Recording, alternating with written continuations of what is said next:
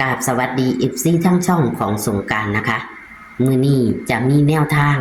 ลางอย่างเดียวมาให้แก่มือพี่น้องลางอย่างเดียวมาแก่มือเนาะในงวดประจำวันที่1กันยายน69นะคะ1กันยายน69นี่นะคะลางอย่างเดียวงวดบังหันกับพลาดนะคะกะขอโทษขออภัยแทนเซียนเพิ่นนะคะพี่น้องแทนเซียนใจว่านนะคะเพราะว่างวดก่อนที่69เพิ่นผันตัดออกงวดวังหันพันบ่เข้าพี่น้องแต่ว่าบ่เข้า2งวดอย่าลืมอย่าเผลองวดนี้ล่ะเพิ่นว่ามันสิเข้าเนาะค่ะให้25ตัวกัน14พี่น้องเพิ่นว่างให้5อยู่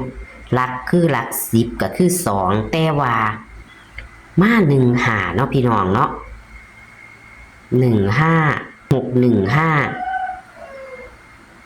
หลายพี่น้อง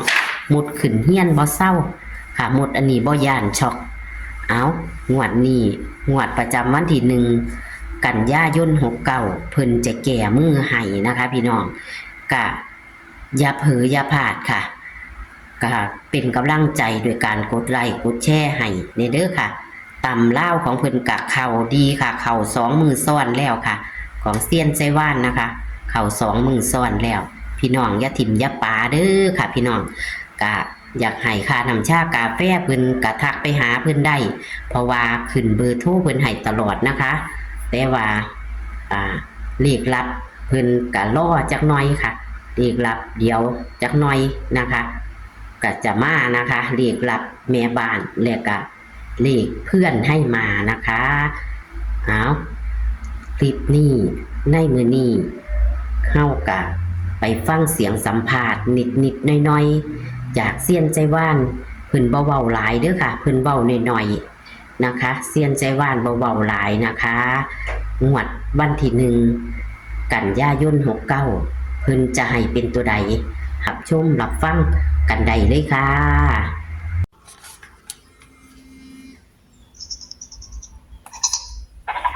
ค่ะสวัสดีค่ะค่ะสวัสดีค่ะบัดนี้เลขนั่นสิได้ง่ายบ่มีแต่ผู้โทรมาถามเอาเลยเป็นเอาไหมยิงไหมเอาไหมเอาไหมเอามาละบ่มาแล้วปล่อยไม่เล็กตัวใหญ่ฮะเอาแล้วปล่อยไม่เล็กตัวใหญ่ไม่เอาล่างไม่เอาล่างแป๊บค่ะแป๊บกระโดดค่ะอันเป็นมาเป็นมาเป็น8กับ9เห็นบ่มาเป็น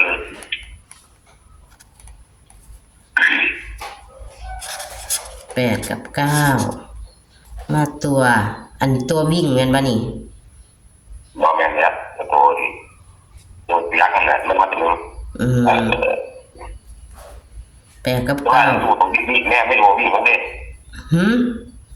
วิ่งของผมเนี่ยของล่างเนี่ยวิ่ง6แต่ว่าเลขหลักนี่คือ8กับ9มาตัวของ8เนี่ย8คูณของ8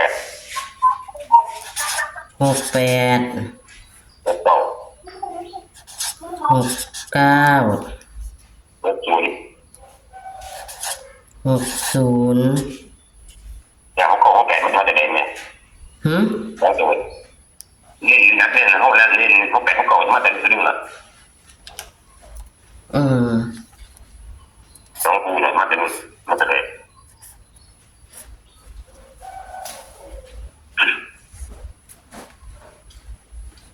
มันมาหามาลงแล้วมันร่างของคุณหาตามเด็ดแมนอันนั้นเนี่ย2มัน2ตัวมา1 2มัน1เดี๋ยวมันถึงวันที่3คนเนี่ยเดี๋ยว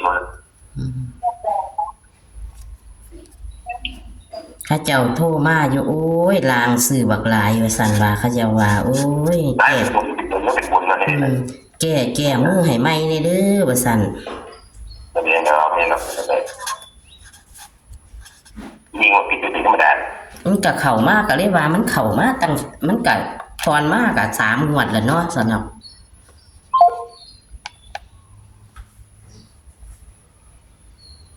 ไปแล้วกายเวลา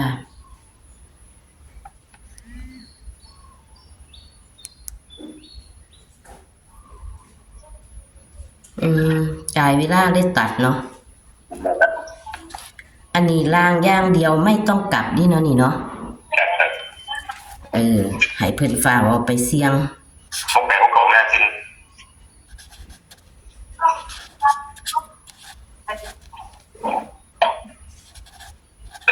68 69เอาเลยแม่นบ่ตัวเขาตีจันป่ะเอามาให้เบิดสุดโตไปนี่คือมี3ตัวนึงนั่นแหละตัวนี้ละติจริงเหรอประกอบน่าจะได้แต่ว่าตัวมักนี่ตัว60พี่แล้วมักมันมามีดอกมาเอาเขาแบบถึงมาบนมาฮะเจอะไรบนค่ะพี่น้องเอ้ยลางอย่างเดียวเพิ่นมาแล้วเด้อค่ะพี่น้องลางอย่างเดียวมาแล้วค่ะเอาอย่าผืออย่าพลาดเด้อค่ะหลังจากบ่เข้ามา2 งวดเนาะพี่น้องเนาะบ่เข้ามา2 งวดก็อย่าผืออย่าพลาดค่าเทียมันเข้าอีกงวดนี้นะคะงวดนี้เพิ่นฟ้าวเอามาให้พี่น้องเพิ่นฟ้าวเอามาให้พี่น้องแล้วฟ้าวมาให้ลุงแก่มือใหม่อีกพี่น้องเนาะก็เซียนไซว่านกับขอโทษขออภัยนะคะบอกเข่านะคะเงินไห่2เนาะพี่น้องเนาะ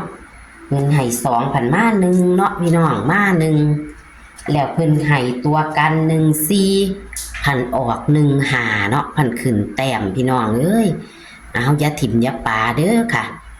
แต่ว่าเลขของเลขลับล่อสักวันพี่น้องบ่หันมานะคะเลขลับเลขรับกับเลขเพื่อนให้มายังบ่ทันมานะคะเดี๋ยวมาเพิ่นก็จะมาบอกนะคะเลขลับกับบ่ทันมาแต่ว่าให้เอาลางอย่างเดียวไปเสี่ยงไปหาหยิบจับลอตเตอรี่ก่อนว่าซั่นเพิ่นว่ามาบ่หลายหางอีกคือเก่าค่ะพี่น้องบ่มีตัวกันค่ะมี3หางนิ่นๆนะคะพี่น้องมี3หางนิ่นๆนะคะงวด69เพิ่นกับพันตัดออกเนาะพี่น้องเนาะงวดวังหันกับพันบ่เข้าเนาะเพิ่นให้2ก็ได้พี่น้องให้2 2 4 2 5กับพันคือลง1 5กัน1 4กับพันขึ้น1 5เนาะพี่น้องงวดวังหันก็ได้ตั้งอย่างเดียวไม่ต้องกลับ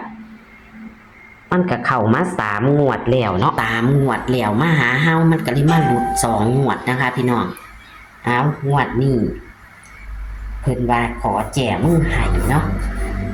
อย่าผืออย่าพลาดเลขบ่หลายหางค่ะเลขบ่หลายหางคันเฮาเผลอคาเทียมันออกนะคะไม่ต้องกลับนะคะล่างไม่ต้องกลับเพิ่นให้หลักหน่วยมานำเด้อค่ะพี่น้องงวดนี้เพิ่นให้หลักหน่วยมานำให้พี่น้องไปจับเอาผู้ใดมีหลัก10แน่นอนผู้ใดมีหลัก10ดีๆเอามาจับใส่ค่ะหลักหน่วยบ่ผิดนะคะพี่น้องหลักหน่วยบ่ผิดคือบางหันหน่วยมาหาเนาะมา2หาแต่ว่าเพิ่นให้ตัววิ่งมา2เพิ่นให้หลัก10เป็น2มันผันไปมันผันเพิ่นจับมา2หาเนาะมันผันไป1หาเนาะพี่น้องเนาะเอางวดนี้ค่ะนี่งวดวังหันเนาะบ่เข้าเพิ่นให้14กับ2หาเบิ่งแน่ขวมพี่น้องขวม1หานี่ค่ะงวดนี้ใส่วิจารณญาณในการรับชมเอาค่ะพี่น้องงวดนี้เด้อล่างอย่างเดียวไม่ต้องกลับนะคะเพิ่นฝ่าวมาพี่น้องวิ่ง6ค่ะพี่น้องวิ่ง6ตัวเดียวแต่เพิ่นให้หลักหน่วยมากคือ8กับ9นะคะมีหลักหน่วยมานำค่ะจับคู่68 69 60 3หางเพิ่นว่านิ่นเลย68กับ69ค่ะพี่น้องนิ่นเลย68 69เด้อเพิ่นว่าไม่ต้องกลับนะคะงวดก่อนเพิ่นก็ว่างให้ เพิ่นว่างให้2หาเนาะพี่น้องหาก็อยู่ท้ายอยู่แล้วก็กัน14พันไปออก1หาเนาะน้องอย่าเผลออย่าพลาดคาเทียงวดนี้มาคาเทียเข้าเนาะบอกบ่ถูกลีกของบ่มีหากเนาะพี่น้องเพราะว่ามันพลาด2งวดแล้วอย่าเผลอค่ะงวดนี้เพิ่นว่าเข้าคักๆเซียนไส้ว่านว่าเอ้าจะก็ขอให้พี่น้องเป็นกำลังใจโดยการกดไลค์กดแชร์นะคะให้กับเซียนไส้ว่านในช่องของสงกรานต์รอนะคะรอรับแม่บ้านและก็เพื่อนให้มานะคะคลิปนี้ก็ฝากไว้ซ้ำนี้ค่ะเจอกันคลิปหน้าค่ะสวัสดีค่ะ